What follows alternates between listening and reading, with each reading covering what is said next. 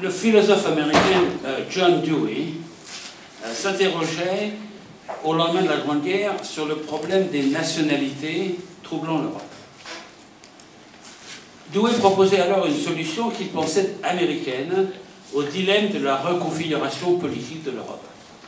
Aux États-Unis, affirmait-il, les mêmes peuples, je le cite, les mêmes peuples à qui l'on apprend sur le vieux continent qu'ils ont des haines instinctives et irrévocables les uns pour les autres, vivent ici, aux États-Unis, en bonne intelligence et souvent en toute amitié.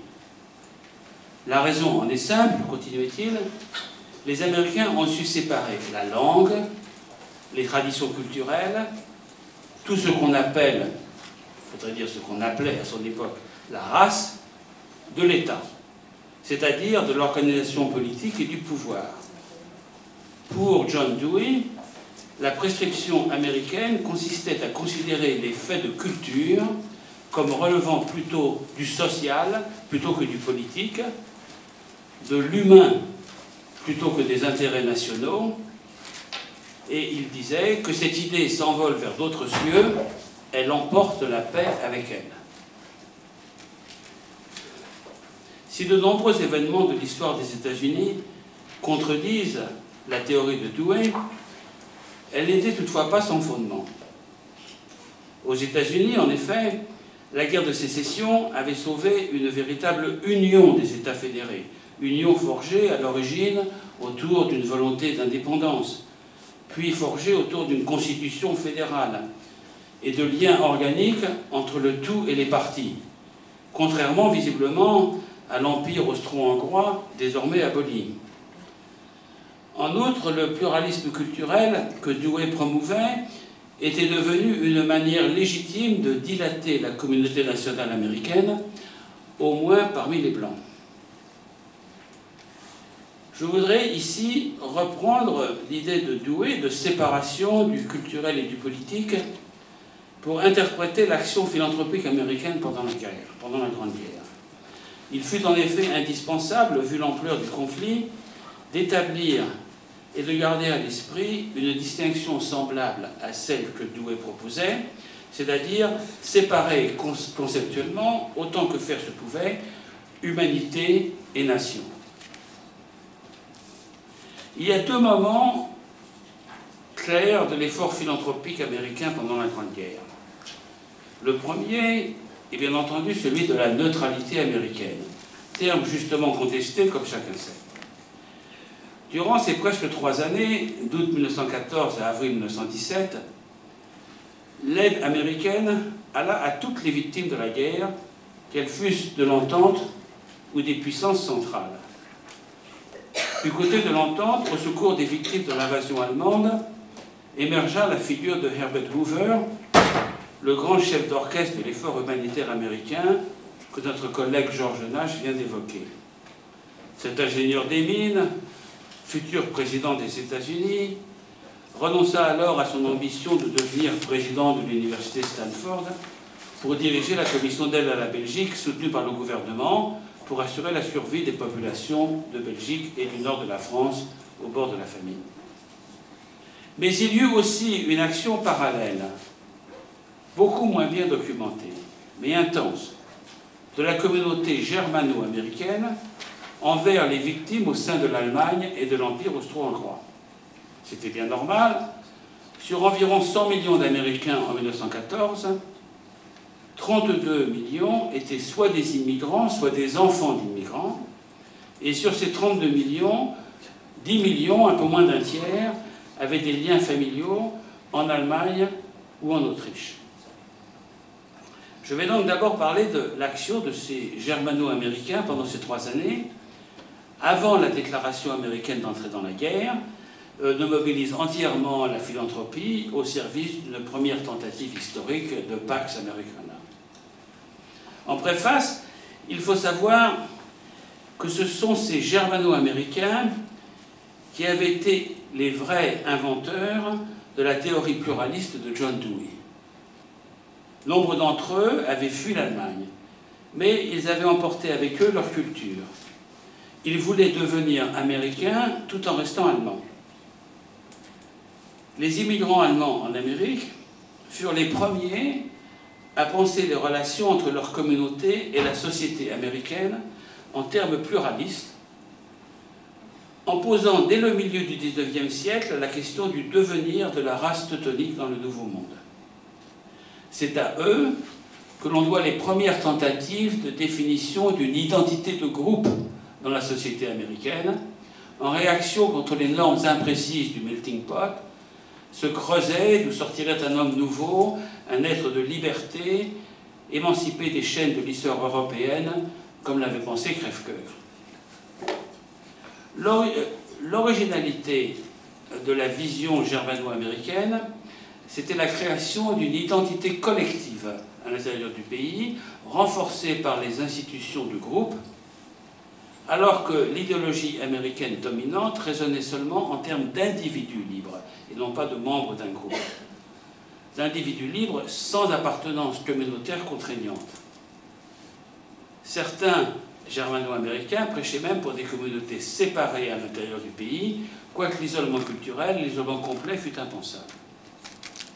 Il faut bien dire que la vie quotidienne des quartiers allemands des grandes villes, et même la presque totalité de la population de petites villes, était orchestrée par des rites communautaires.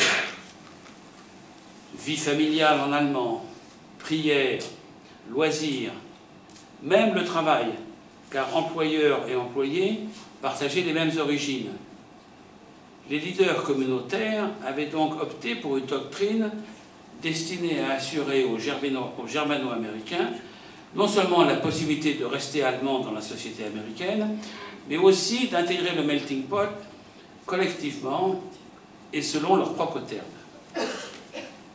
D'où, en 1914, l'immense influence et présence dans le pays de la presse en langue allemande quand la guerre éclate en Europe, avec sa très grande concentration dans le Middle West, dans l'Illinois, dans l'Ohio, dans le Missouri. De même, le très grand nombre d'écoles où l'enseignement se donnait exclusivement en allemand, et associations et institutions diverses de la vie communautaire.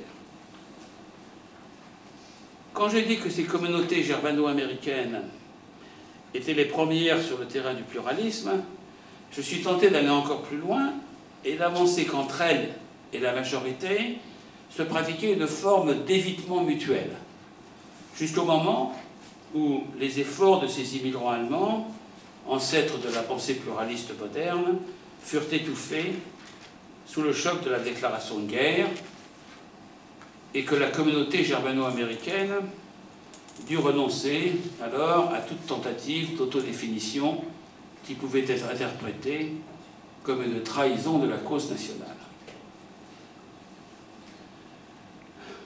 Avant ce choc fondamental que fut en avril 17 l'entrée en guerre des États-Unis, la population germano-américaine s'était mobilisée pour le secteur humanitaire et pour l'aide aux puissances centrales. La presse germano-américaine, qui connut une immense expansion à cette époque due évidemment aux actualités, ne cachait pas ses sympathies. Ses sympathies étaient transparentes, bien qu'elles maintinssent équivoques et ambiguïtés.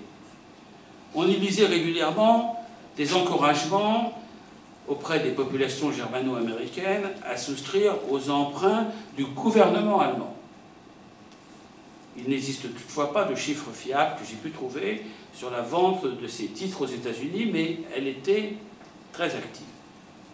Les reportages dans les journaux de langue allemande en Amérique, sans prendre ouvertement parti pour les puissances centrales, rapportaient les faits de bataille de manière sélective. Ainsi, les journaux en langue allemande de minimiser l'ampleur de la retraite allemande en septembre 1914 sur la Marne, en ce lieu même où nous sommes aujourd'hui, la qualifiant de retraite stratégique plutôt que d'échec militaire.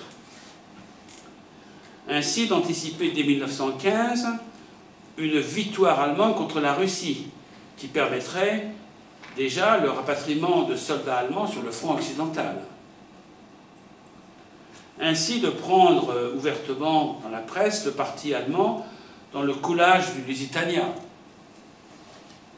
ou encore de sous-estimer les pertes allemandes à Verdun, pour ne citer que quelques exemples.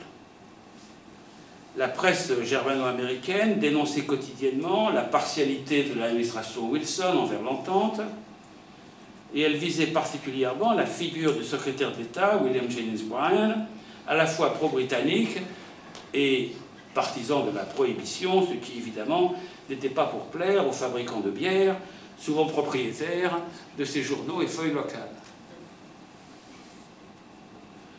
Dans ce contexte où les germano-américains s'accrochaient à la double identité, la stratégie politique sage était de faire campagne pour l'isolationnisme. L'isolationnisme qui était encore le grand enjeu de la campagne présidentielle de 1916. Car il en allait du devenir de leur communauté. Il fallait absolument maintenir la neutralité américaine tout en se lançant dans le travail humanitaire. Journaux, églises et organisations diverses levèrent des fonds en Amérique pour le secours des veuves et des orphelins des soldats allemands et autrichiens, pour la Croix-Rouge allemande, ou des projets spéciaux comme la construction d'un hôpital américain à Munich. Toutes les occasions étaient bonnes pour trouver de l'argent à envoyer en Allemagne. Les pasteurs étaient particulièrement impliqués, mais il y avait bien d'autres lieux de rassemblement, outre les églises, danses folkloriques, war bazaars ou marchés publics où on vendait aux enchères des portraits du maréchal Van Hindenburg, concerts philharmoniques, réunions de Verein, salles de cinéma où on projetait des films de guerre montrant les exploits allemands, la recette allant à la Croix-Rouge allemande. Il y eut un effort spécial en Amérique pour soutenir les victimes de l'invasion russe en Prusse orientale, mais toute cette activité, les chiffres sont rares, toutefois nous en avons quelques-uns. À Chicago en 1915, 127 000 $ furent levés en 2 mois pour la Croix-Rouge allemande. En illustration de la thèse de John Dewey, de la séparation de l'humanitaire et du politique, des germano-américains aisés de la ville de Cincinnati exigèrent des engagements précis, que leur argent ne servirait qu'au secteur charitable et pas à l'armement ou à un autre aspect de l'effort de guerre allemand. De même, le maire de Columbus, dans l'Ohio, également dans l'Ohio, rappela à ses ressortissants à la fois sa propre origine allemande et la loyauté que tous devaient à l'Amérique, mais tout cela dans le contexte de levée de fonds pour aider les populations allemandes et autrichiennes. D'ailleurs, comme on l'a dit tout à l'heure déjà, mais je le répète ici, les germano-américains n'étaient pas les seuls immigrants ou enfants d'immigrants dans le camp de la neutralité. Il y avait bien entendu des Irlandais, animés par la haine de l'Angleterre, et surtout des Juifs russes qui inclinaient vers l'Allemagne, car la mémoire des massacres de pogroms de Russie qu'ils avaient fuis était fraîche. Invité par l'Alliance française à faire des conférences aux États-Unis en 1916, le philosophe français Victor Bach, un des fondateurs de la Ligue des droits de l'homme, fit campagne auprès de l'American Jewish Committee pour changer les esprits de ces communautés et reconnaître la Russie comme puissance alliée. À son tour, Henry Bergson, envoyé par Briand et Poincaré en mission secrète auprès de l'administration américaine au début de 1917, il fit la traversée de l'Atlantique alors que les Allemands avaient déjà pleinement engagé la guerre sous-marine. Bergson fit valoir auprès des intellectuels juifs que l'Allemagne était passée de la civilisation à la barbarie. Bergson eut l'entretien désiré avec Wilson et tenta de le convaincre que seules les armes lui permettraient de réaliser sa vision démocratique et humanitaire.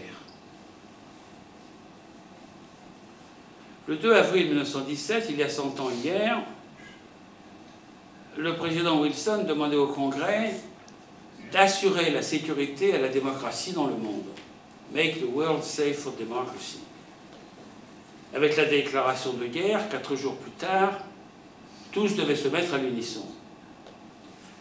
Le pays fut mobilisé en un temps record, avec des mesures telles que l'enregistrement militaire obligatoire pour plus de 20 millions d'Américains, l'envoi de 2 millions d'entre eux au front, et des mesures drastiques à l'intérieur du pays, comme la suspension du premier amendement à la Constitution qui garantissait la liberté d'expression. La Cour suprême, sous la plume du juge Oliver Wendell Holmes, justifiera cette mesure un peu plus tard par le fameux « clear and present danger », la menace claire et immédiate qui pesait sur le pays. Il n'y avait plus de place en Amérique pour la solution américaine de séparer engagement politique et culture que John Dewey proclamait. La guerre donne vie à l'État. War is the health of the state, déclarait Randolph Bourne. L'État exigeait la loyauté de tous, pas seulement celle des révolutionnaires pacifistes qu'il poursuivait, mais toute cette classe moyenne ethnique dont j'ai parlé, qui voulait être américaine, tout en soutenant famille et amis dans le camp opposé, toute cette classe moyenne ethnique fut muselée.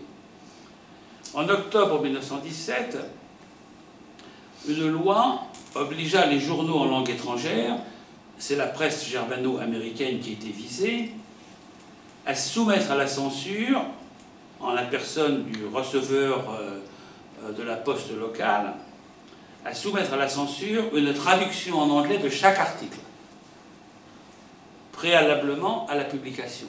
Traduction de chaque article préalablement à la publication.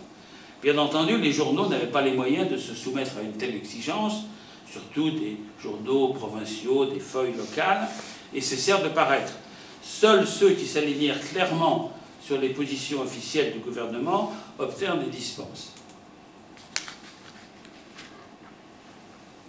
La presse germano-américaine changea de position et de ton du jour au lendemain. Elle se lança même dans la publicité, non plus des emprunts allemands, mais bien des Liberty Bonds, emprunts pour la liberté émis par le gouvernement américain. Témoins et historiens s'accordent pour dire que l'identité allemande en Amérique ne s'en est jamais remise, ne s'est jamais remise de ce choc aussi profond qu'immédiat. La langue allemande et les symboles de la culture allemande disparurent du paysage en un temps record. En préparant cette conférence pour aujourd'hui, je me suis souvenu d'avoir reçu, il y a une trentaine d'années à peu près, dans un témoignage à ce sujet du grand sociologue David Weissman, qui était encore vivant à l'époque, l'auteur du classique « La foule solitaire », à la suite d'un petit article sur les avatars du pluralisme américain que j'avais écrit pour la revue Tocqueville, laquelle revue Tocqueville publiera les actes de ce colloque en collaboration avec le musée. Weissman me disait se souvenir particulièrement net dans sa mémoire, bien qu'il fût encore enfant en 1917, des attaques contre les Huns. Une le toucha directement lorsque le mari de sa gouvernante allemande, un simple matelot de la marine marchande, fut emprisonné à Philadelphie car soupçonné de sympathies non désirables et de conversations douteuses, immédiatement mis en prison. Et dans le souvenir de Weissman, il terminait ainsi sa lettre: le sentiment anti-allemand qui a suivi la déclaration de guerre en 1917 fut bien plus intense que celui suscité par les nazis durant la Seconde Guerre. Dès avril 1917, l'argent germano-américain ne partit plus pour l'Allemagne. Et de fait, les historiens en perdent toute trace. La philanthropie dut se soumettre sans équivoque à l'objectif politique commun à tous les Américains. Il s'agissait désormais d'adhérer, sinon au programme spécifique, du moins à l'esprit des 14 points que Wilson publiera en janvier 1918, où il articulait un programme d'hégémonie américaine, un premier programme de Pax Americana, en opposition à la fois à l'impérialisme européen et au bolchevisme russe. Quelles furent donc les conséquences plus généralement pour la philanthropie? La mobilisation spectaculaire de la Première Guerre mondiale provoqua la mise en œuvre de programmes communs à l'État et à la société civile. Les multiples réseaux associatifs combinèrent leurs efforts philanthropiques sous les directives de l'État. En sortit un mouvement philanthropique que je qualifie de masse, caractérisé par l'accumulation de petites donations, les petits ruisseaux faisant les grandes rivières, comme on dit. La philanthropie de masse pénétra toutes les couches de la société. Le gouvernement fédéral la stimula pour financer l'effort humanitaire de la guerre et, en même temps, simultanément, en copia les techniques pour mettre sur le marché les bons du Trésor. C'était une opération réciproque entre les deux. Dans le processus, les organisations philanthropiques changèrent d'échelle et de portée et apprirent à bien coordonner leur action. L'effort fut si intense que le don humanitaire devint bientôt partie intégrante de la citoyenneté américaine, du sens d'être américain, confondant ainsi en une seule les deux identités que Dewey voulait maintenir séparées dans sa conception pluraliste de la société. Engagés dans la Grande Guerre, les États-Unis créèrent une véritable matrice institutionnelle du don. Beaucoup d'Américains modestes apprirent pour la première fois la joie et la dignité du don, comme le notait une assistante sociale dans son journal, la joie et la dignité du don. Si en moyenne, on pouvait compter avant la guerre sur 5000 personnes dans une ville de 300 000 habitants pour contribuer à des causes humanitaires,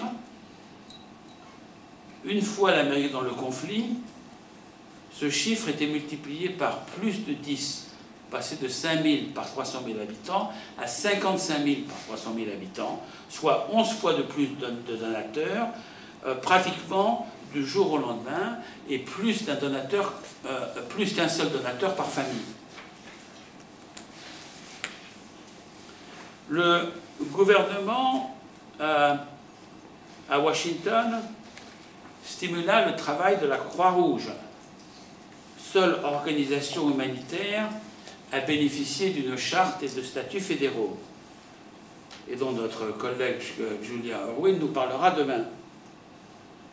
Le président Woodrow Wilson nomma Henry Davison, qui travaillait à la Banque Morgan, à la tête d'un tout nouveau conseil de guerre de la Croix-Rouge, lequel lança immédiatement un appel public à donation.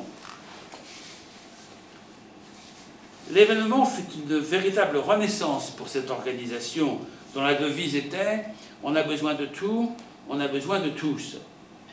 Mais une organisation encore modeste dans ses efforts, au bilan mitigé, et jusque-là sans réel sens de sa mission. Les nouvelles priorités nationales et les injonctions gouvernementales changèrent vite la donne. Alors que les soldats partaient pour le front, Davison fixa un objectif de 100 millions de dollars à lever dans la semaine du 18 au 25 juin 1917. 100 millions de dollars dans une semaine. Celui-ci fut dépassé de 15 millions. Un an plus tard, une seconde campagne rapporta 181 millions de dollars. L'effort le plus extraordinaire de collecte d'argent par une association bénévole que le pays ait connu, selon un observateur. La Croix-Rouge devint la plus grande organisation philanthropique de masse du pays.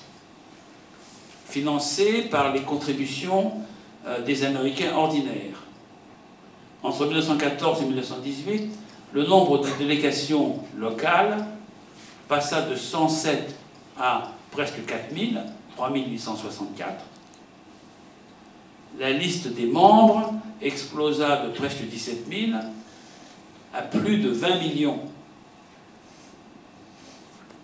Plus de 8 millions d'adultes firent du travail bénévole. Parmi les jeunes, on compta bientôt 11,5 millions de membres. Le rôle du gouvernement fut aussi crucial dans la création de la campagne dite unie, United War Work Campaign, destinée à venir en aide aux prisonniers de guerre, aux troupes américaines à l'étranger et aux populations civiles en 1918. Initiée par Harry Fosdick de la Fondation Rockefeller, dont on parlera également demain, à la demande du président Wilson et de son secrétaire à la guerre Newton Baker, cette campagne de fonds fut dirigée par John Mott, très impliqué dans la YMCA, the Young Men's Christian Association, et le mouvement missionnaire étudiant bénévole, écuménique et chrétien, alors en pleine expansion. La campagne devait débuter le 11 novembre 1918. Mais John Mott ne se laissa pas désarçonner par la signature de l'armistice. Il maintint la campagne, la consacrant alors au réajustement à la paix. Dans un télégramme devenu célèbre, il donna instruction à tous les agents impliqués dans cette collecte de fonds d'éviter que la démobilisation ne devienne démoralisation physique et mentale. L'épidémie de grippe espagnole elle-même ne devait pas empêcher les bénévoles de faire du porte-à-porte. Certains d'entre eux durent abandonner, mais les autres ratissèrent leur territoire dans leur automobile Ford, portant des masques pour protection au moment de sonner aux portes. En quelques jours, la campagne avait dépassé la barre des 200 millions de dollars, bien au-delà de l'objectif initial. Cette campagne unie s'appuyait sur les fameuses caisses de communauté, les communautés chest, qui connurent alors une expansion spectaculaire.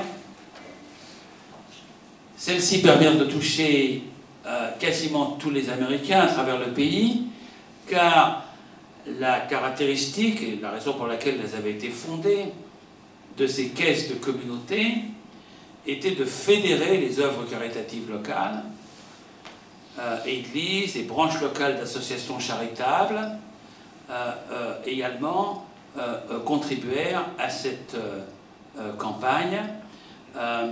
Les caisses de communauté qui fédéraient donc toutes ces associations charitables ont connu une grande expansion pendant la guerre, devinrent la voie privilégiée pour collecter des dons, des milliards de dollars en 1917-1918, et aussi pour placer les emprunts de guerre émis par le gouvernement. On sait que ces communautés de chest sont devenues aujourd'hui, depuis déjà longtemps, United Way. L'humanité vous appelle, était le slogan de ces caisses de communauté. À l'été 1918, plus de 300 villes avaient ainsi des caisses de communauté, transformant les expérimentations d'avant-guerre en un mouvement national. Leur pénétration de la population était sans précédent, les 43 caisses principales couvrant une population de 7 millions d'habitants, recevant des dons de plus de 2 millions de dollars, soit de 32% des habitants, donc plus d'un donateur par famille, comme je l'ai déjà dit. Le gouvernement fédéral était un moteur essentiel de cet effort humanitaire massif. Or, il menait parallèlement sa propre campagne pour convaincre les Américains d'investir dans les bons du Trésor qui garantissaient une rente. Le nouvel impôt sur le revenu, ratifié en 1913 par le 16e amendement à la Constitution, ne touchait en 1913 qu'une très faible partie de la population, touchant seulement les hauts revenus. Et même s'il fut augmenté considérablement pendant la guerre, il ne pouvait couvrir qu'un tiers des dépenses de la guerre, et le reste devait être financé par l'emprunt. Le secrétaire au Trésor, William McAdoo, organisa donc l'émission d'emprunt de la liberté, puis de l'emprunt de la victoire, rapportant des intérêts de 3,5 à 4,5%. La pression morale sur la population pour contribuer à la philanthropie, pour acheter ses emprunts, était intense. Pour placer ces emprunts, le gouvernement suivit une stratégie étroitement liée à la philanthropie de masse. La vente fut organisée au niveau local, autour de capitaines de quartier, comme pour la Croix-Rouge. Elle reposait sur la mobilisation de milliers de bénévoles, comme pour la Croix-Rouge ou les autres associations. Les Boy Scouts ont été particulièrement actifs dans le placement des emprunts nationaux. Il fallait soutenir l'effort de guerre, et pour cela il fallait le faire sans distinction d'origine, pour ça que la presse germano-allemande en faisait la publicité. Plus question de se réfugier derrière une affiliation ethnique ou une conviction personnelle. Seul le secours aux Alliés persistait, y contribuer financièrement était devenu un devoir national.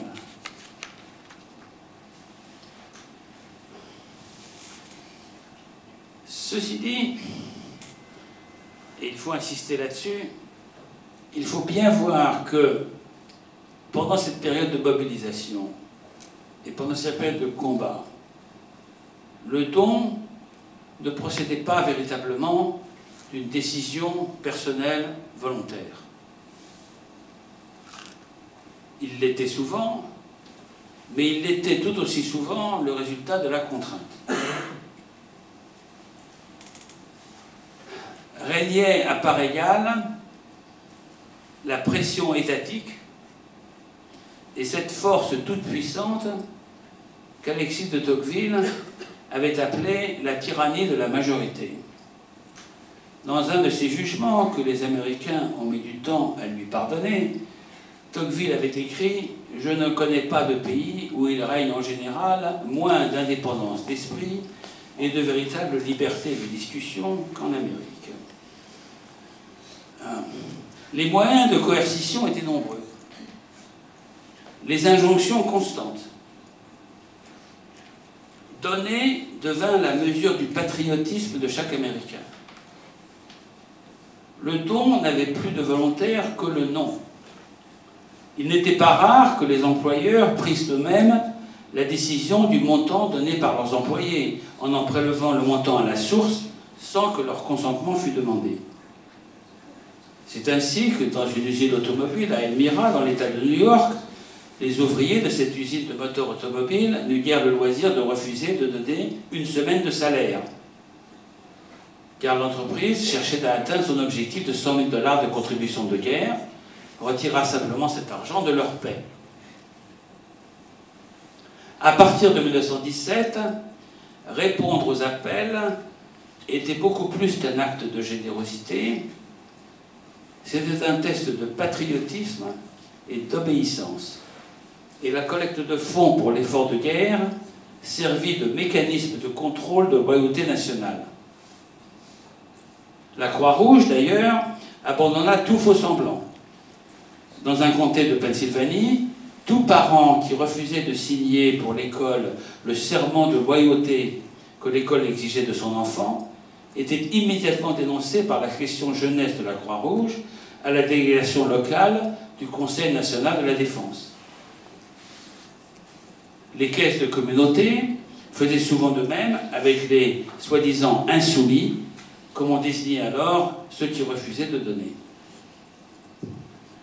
Il faut toutefois aussi reconnaître que le travail humanitaire donna à de nombreux objecteurs de conscience une alternative à l'engagement militaire.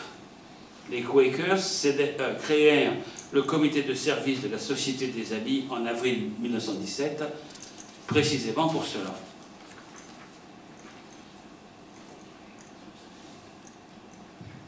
L'État, je le répète,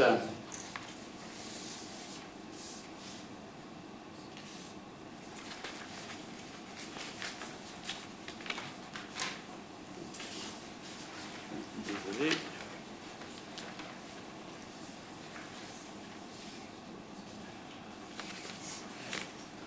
je me suis un petit peu trompé dans mes notes. Je voudrais bien m'excuser.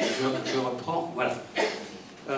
L'État, je le répète, s'inspira des techniques de la philanthropie de masse, donc en lançant ces emprunts de la liberté et ces emprunts de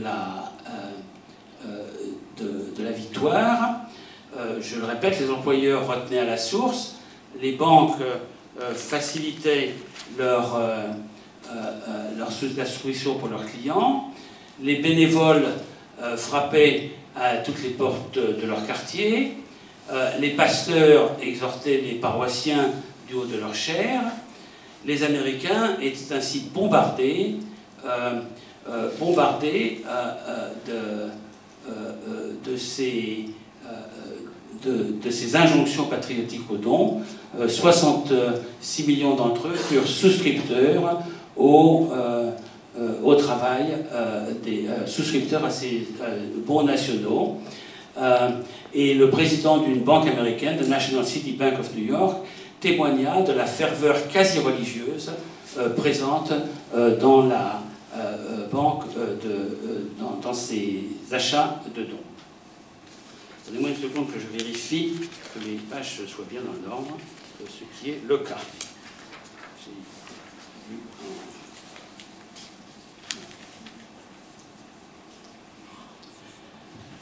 Donc l'intensité de ces campagnes pour collecter les dons, pour placer les emprunts nationaux, réorganisa ce monde de la philanthropie en une matrice institutionnelle, en une nébuleuse d'organisation qui liait entre elles, en dépit de toutes leurs différences d'objectifs les plus divers, les Américains les plus divers. L'aide aux Arméniens, le secours à la Syrie, le soutien aux Juifs, le confort des troupes américaines de la guerre, le soutien aux camps de prisonniers, et ainsi de suite. Certaines de ces organisations travaillaient avec la Croix-Rouge, d'autres ne travaillaient pas avec la Croix-Rouge, mais la plupart collaboraient, quelle que fût leur mission, désormais étaient regroupés en un mouvement commun. Outre la formation de cette philanthropie de masse, il faut bien sûr insister sur le lien étroit qui s'établit alors par le financement des mêmes causes entre philanthropie de masse, que je viens de décrire dans le détail, et la philanthropie mieux connue des riches et de leurs fondations. Cette collaboration entre la philanthropie des masses et la philanthropie des riches est en fait l'acte de naissance du secteur à but non lucratif tel que nous le connaissons aujourd'hui. À la tête de la campagne unie de travail de guerre que j'ai décrite, John Mott démarcha personnellement les grands donateurs, comme John Rockefeller ou George Perkins du US Steel. John Mott, alors qu'il laissait à ses volontaires la philanthropie de masse, mobilisa les réseaux internationaux de la YMCA pour contacter les Américains expatriés fortunés dont on vient de parler. Donc, dans ce même mouvement, cette campagne allait des plus riches, de John D. Rockefeller à George Perkins, aux plus modestes. Toute la petite ville de Pottsville, dans l'Iowa, dont John Mott était originaire, fait une contribution totale de 2800 $. Encore une fois, chacun devait sacrifier un petit peu de son confort personnel pour l'effort de guerre. Une dame bénévole dans cette même petite ville n'avait pas beaucoup d'argent, mais elle exhorta ses amis à remettre à plus tard l'achat d'un nouveau chapeau en proposant une solution simple à ces dames pour rester élégantes sans céder aux dépenses frivoles. Eh bien, réarrangez simplement vos chapeaux en faisant tourner vos oiseaux de paradis et donner l'équivalent de votre économie à la campagne. Cette collaboration entre philanthropie des riches et philanthropie de masse amena les grandes fondations américaines, toutes de création récente, très tôt à penser la philanthropie en termes inclusifs, en termes d'un secteur dans son entier. Ainsi, la Fondation Rockefeller orienta pendant la guerre ses efforts sur la lutte contre la tuberculose. Mais la lutte contre la tuberculose avait démarré dans la société américaine par une philanthropie de masse. Elle avait été dominée par la Société de tuberculose américaine, l'American Tuberculosis Association, créée avant la Fondation Rockefeller, fruit de la philanthropie de masse. La collaboration entre les deux types d'institutions devenait courante. Un exemple suffit, le parcours d'un certain Livingston Farran, ancien secrétaire de l'American Tuberculosis Association, créé en 1913 par la collection de modestes fonds dans la population. Il devint le premier directeur de la commission Rockefeller sur la tuberculose, établie en France en 1917, avant d'être choisi ensuite comme président de la Croix-Rouge américaine après la guerre.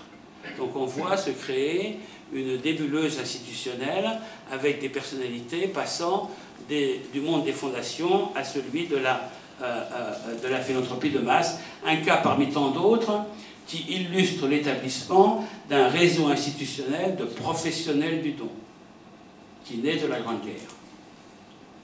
De nombreuses causes furent financées par une combinaison de campagnes levant des fonds aussi auprès de bienfaiteurs fortunés, aussi bien que du grand public. Le Commonwealth Fund, créé en 1918 par Anna Harkness, la veuve d'un des fondateurs de Standard Oil, dont de l'argent aussi près des Rockefeller, investi après-guerre dans la protection de l'enfance, la santé, l'éducation en Europe centrale. Mais en même temps que cette grande fondation agissait ainsi, une philanthropie de diaspora drainait les contributions de nombreux Américains modestes originaires de ces pays, y compris, bien entendu, des réfugiés de guerre qui renvoyaient de l'argent chez eux. Et les barrières donc préexistantes du XIXe siècle qui restreignaient les collectes de fonds à des groupes sociaux prédéterminés s'effondraient au vu de l'organisation de ce réseau. Enfin, les campagnes de dons pendant la Grande Guerre eurent recours systématique au marketing et à la publicité. Il faut se souvenir que l'Amérique est une société capitaliste et que la philanthropie fonctionne selon les règles du capitalisme. Le gouvernement fédéral, la Croix-Rouge, la Campagne unie firent appel aux plus grands publicitaires de l'époque, qui vendirent leur cause, comme ils le faisaient, des biens de consommation. Le marketing permettait une efficace segmentation des populations civiles. Ainsi, à Springfield, dans l'Ohio, les dirigeants de la caisse de communauté décidèrent que 40% des dons devaient provenir des salariés, 30% des revenus les plus élevés, 30% des entreprises. Ils calculèrent également que les travailleurs les moins bien payés devaient donner l'équivalent d'1 heure de salaire par mois, les mieux nantis une journée, ou 4% de leurs revenus. Et ils ciblaient les campagnes en conséquence de ces études de marché.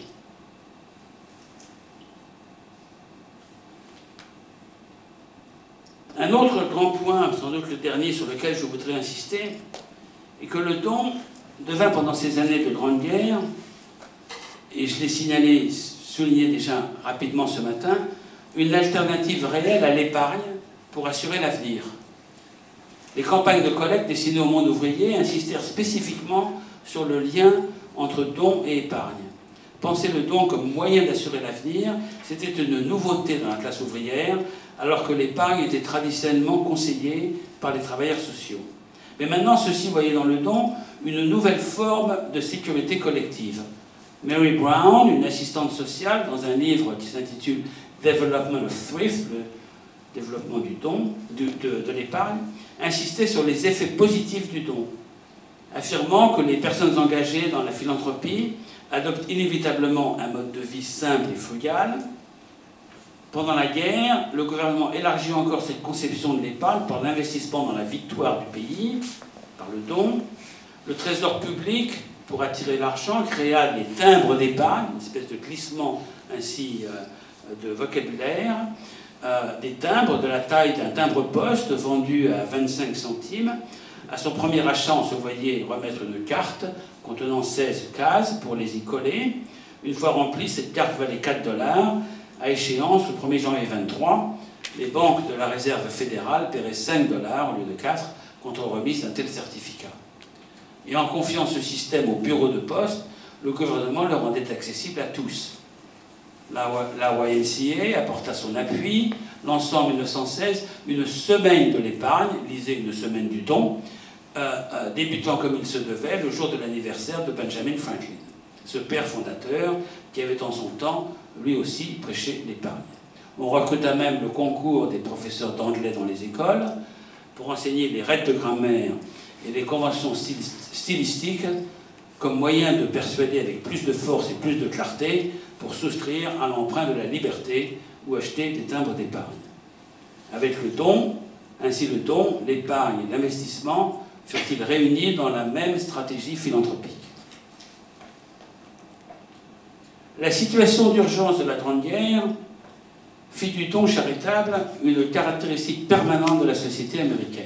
Donner devint un symbole du patriotisme et une mesure de citoyenneté. Les pays de l'entente y virent une contribution supplémentaire du peuple américain à la cause de la démocratie dans le monde. Ainsi, les Américains donnèrent à la toute jeune philanthropie de masse une signification destinée à durer bien au-delà de la mobilisation de la guerre. Mais la pratique du don allait-elle se perpétuer une fois la paix revenue? Rien n'était moins sûr, car les Américains pouvaient alors à nouveau donner sur une base de strict volontariat, sans contrainte aucune. Une fois la philanthropie lancée sur sa course, il fallait l'y maintenir. Mais comment faire? C'est en 1919 que l'État décida alors qu'une politique fiscale intelligente serait un bon moyen de continuer à stimuler le don. L'impôt sur le revenu était encore tout jeune. Il avait été instauré juste avant la guerre, en 1913. Pourquoi ne pas s'en servir pour stimuler le don, la paix revenue, en autorisant les donateurs à des causes d'utilité publique de déduire de leur revenu imposable les sommes ainsi dépensées selon des formules diverses. La philanthropie entrant dans les mœurs, on passa donc après la guerre d'un régime de coercition à un régime de subvention pour maintenir un maximum d'argent privé au service d'affaires publiques. Son histoire sera désormais celle du partage des tâches entre l'État, financé par les impôts, et la société civile, financée par la philanthropie. Mais la question que John Dewey avait posée, celle de la double identité, restait entière, car il fallait encore, dans ce nouveau partage des tâches entre l'État et la société civile, séparer objectifs légitimes et objectifs contestables. Et comme vous le savez bien, nous n'avons pas fini d'en débattre. Mais ceci est une autre histoire.